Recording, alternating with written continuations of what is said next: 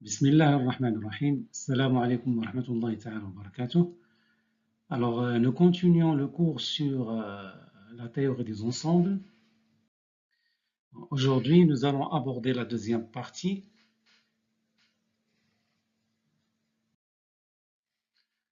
Les opérations sur les ensembles. L'inclusion. Un ensemble A, il est dit inclus dans un ensemble B si tous les éléments de A sont également des éléments de B. On note A inclus dans B. On dit aussi que A est un sous-ensemble de B ou encore A est une partie de B. Alors l'inclusion, c'est une opération que l'on peut effectuer sur deux ensembles pour tester si l'un est inclus dans l'autre ou l'inverse. Alors l'inclusion, on peut la transformer en une proposition logique. Alors A est inclus dans B si et seulement si, quel que soit l'élément X, X appartient à A implique que X appartient à B. C'est-à-dire que chaque fois qu'un élément X appartient à A, il appartient aussi à B. Bon, il faut bien noter que la théorie des ensembles, les propriétés dans cette théorie sont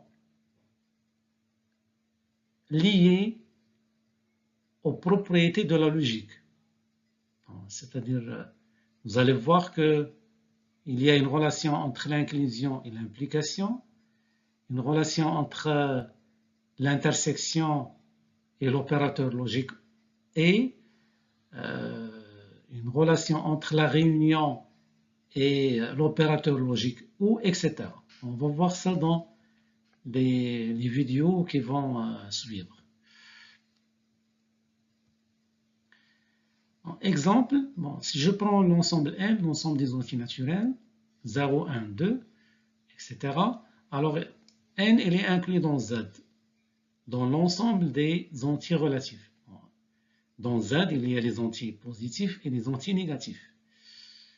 Dans la même chose, l'intervalle 0, 1, l'intervalle fermé côté 0 et ouvert côté 1, il est inclus dans R. La même chose que l'ensemble des nombres rationnels, c'est-à-dire qui s'écrit sous la forme A sur B, avec A, B sont premiers entre eux, il est inclus dans R. On peut représenter graphiquement l'inclusion de deux ensembles par un diagramme qui s'appelle le diagramme de Venn. Diagramme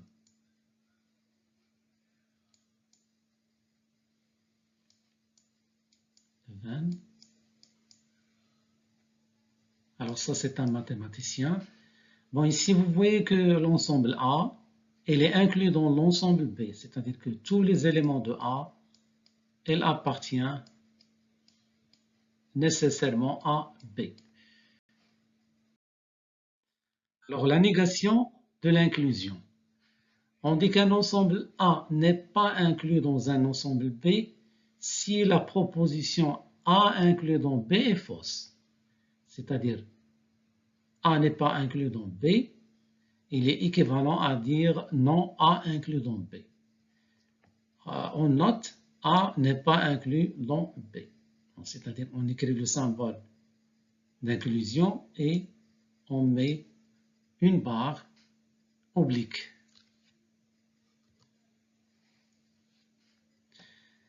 Alors, nous avons la relation, la loi logique suivante. A n'est pas inclus dans B si et seulement si il existe un élément X tel que X appartient à A et X n'appartient pas à B. Donc ça, c'est ce qu'on appelle propriété caractérisante ou bien caractéristique de la relation de non-inclusion. Exemple, donc ici, on peut démontrer qu'un ensemble n'est pas inclus dans B. Voilà, comme application de cette proposition, comment par exemple on peut démontrer que A n'est pas inclus dans B? Il suffit de trouver un élément X qui appartient à A et qui n'appartient pas à B. C'est-à-dire on va chercher un X qui appartient à A et on va démontrer que X n'appartient à B. Comme ça, on démontre que A n'est pas inclus dans B. Alors, exemple, l'intervalle 0,3 des réels n'est pas inclus dans Q. Pourquoi? Parce que racine de 2, elle appartient à cet intervalle, mais on sait que racine de 2 n'appartient pas à Q. Alors, deux ensembles A et B tels que A n'est pas inclus dans B. Bon, si on trace le diagramme de Venn, bon, si A et B sont des ensembles finis, on peut tracer le diagramme de Venn. Donc, on va trouver que A n'est pas inclus dans B à cause d'un élément X qui appartient à A et qui n'appartient pas à B. Donc, au moins, si on trouve un élément X qui appartient à A et qui n'appartient pas à B, alors on dit que A n'est pas inclus dans B. Bon, je vais donner 4 propriétés très importantes de l'inclusion. Bon, ce sont des propriétés triviales, mais quand même, on va les démontrer. L'ensemble vide est inclus dans tout ensemble, c'est-à-dire que, quel que soit l'ensemble A, l'ensemble vide il est inclus dans A. Tout ensemble est inclus dans lui-même, c'est-à-dire que, quel que soit l'ensemble A est inclus dans A. Si A et B, quel que soit A, quel que soit B, quel que soit C des ensembles, alors si A est inclus dans B et si B est inclus dans C, alors A est inclus dans C. Et la dernière propriété concernant les cardinalités des ensembles tels que l'un est inclus dans l'autre, si A et B, donc quel que soit A, B, deux ensembles finis, si A est inclus dans B, alors le cardinal de A il est inférieur ou égal au cardinal de B. Rappelons que le cardinal de A, c'est le nombre d'éléments de A. Passons aux démonstrations et commençons par la première. On va démontrer que l'ensemble vide il est inclus dans tout ensemble A. Donc, si cela n'est pas vrai, c'est-à-dire si cette propriété n'est pas vraie, alors logiquement, ça va exister un élément A qui vérifie l'ensemble A n'est pas inclus dans A. L'ensemble vide n'est pas inclus dans A. Alors, d'après la propriété de la non-inclusion, c'est-à-dire qu'il existe un élément X qui appartient à l'ensemble vide et tel que X n'appartient pas à A. Or, ça, il est impossible. Pourquoi? Vu qu'aucun élément X ne peut vérifier X appartient à l'ensemble vide. On ne peut jamais trouver un X tel que X appartient à l'ensemble vide d'après la définition de l'ensemble vide. Donc, notre supposition, ou bien notre hypothèse est fausse, et donc, quel que soit l'ensemble A, l'ensemble vide, il est inclus dans A. La deuxième propriété, quel que soit l'ensemble A est inclus dans A. Donc, si cela n'est pas vrai, alors il existera un ensemble A qui vérifie A n'est pas inclus dans A. Et si un ensemble vérifie A n'est pas inclus dans A, c'est-à-dire qu'il existe, ça va impliquer que, ou bien ça va entraîner qu'il existe un élément X qui appartient à A et ce X n'appartient pas à A.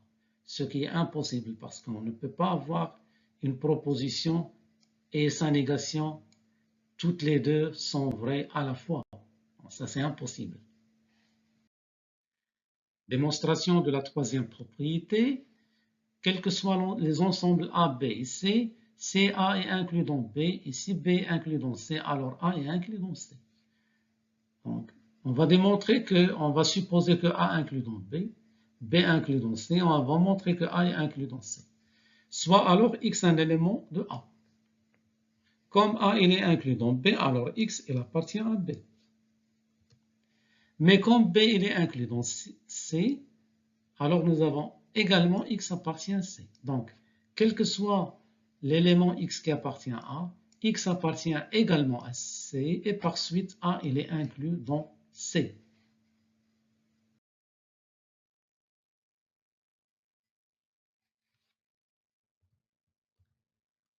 Alors, on démontre la dernière propriété. Quels que soient les ensembles A, B finis, si A est inclus dans B, alors le cardinal de A est inférieur ou égal au cardinal de B.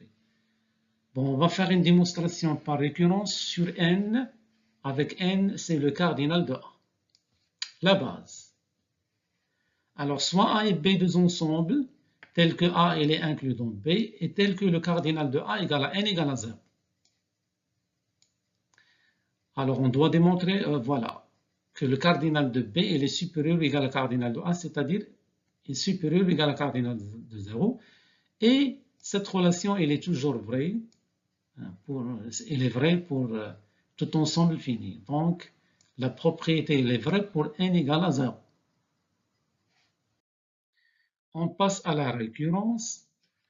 Donc, soit n un entier supérieur ou égal à 0, et on va supposer que si A et B sont deux ensembles tels que A est inclus dans B, et le cardinal de A égale à n, alors n elle est inférieur ou égal à cardinal de B.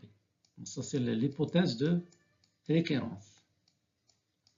Maintenant, on va le démontrer pour n plus 1. C'est-à-dire, soit A et B, deux ensembles tels que A est inclus dans B, et tels que le cardinal de A égale à n plus 1. Alors, on va montrer que n plus 1 il est inférieur ou égal à cardinal de B.